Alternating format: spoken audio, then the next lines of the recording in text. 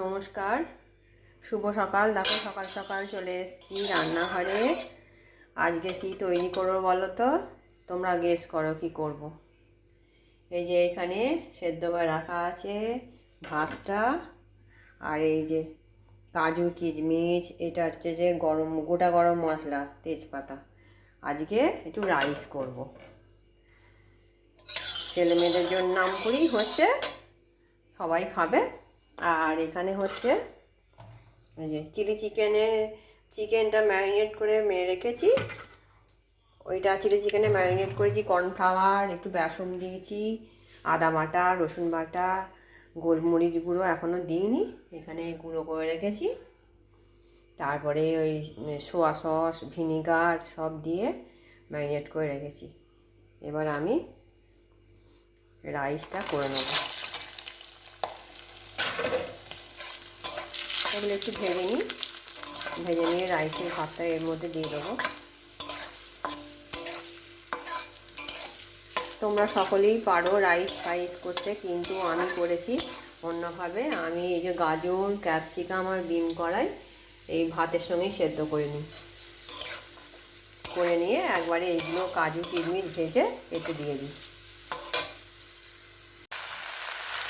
যে আমি আস্তে আস্তে মিশিয়ে নিচ্ছি ভাতটার সাথে, এইগুলো সব মিশিয়ে নিচ্ছি।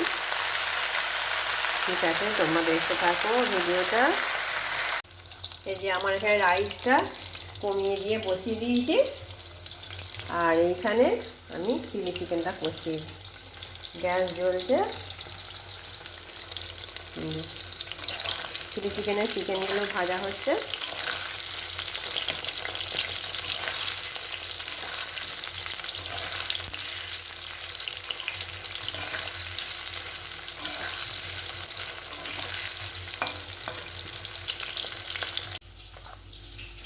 চিলি চিকেনে সব কাটা আছে, পেঁয়াজ, রসুন, এখানে আছে পেঁয়াজ কলি, ক্যাপসিকাম। এই চিলি চিকেন আমার চিকেনগুলো ভাজা হয়ে গেছে। এবারে পেঁয়াজ আর ক্যাপসিকাম আর এর সঙ্গে পেঁয়াজ কলির সঙ্গে একটু ভাজা করছি। ভাজা মানে একটু নেড়ে নিচ্ছি, ভালো করে মিশিয়ে নিয়ে এবার এখানে এই যে ভিনিগার, সোয়া সস আর টমেটো সস মিশিয়ে রেখেছি, এগুলো এবার এতে দিয়ে দেবো।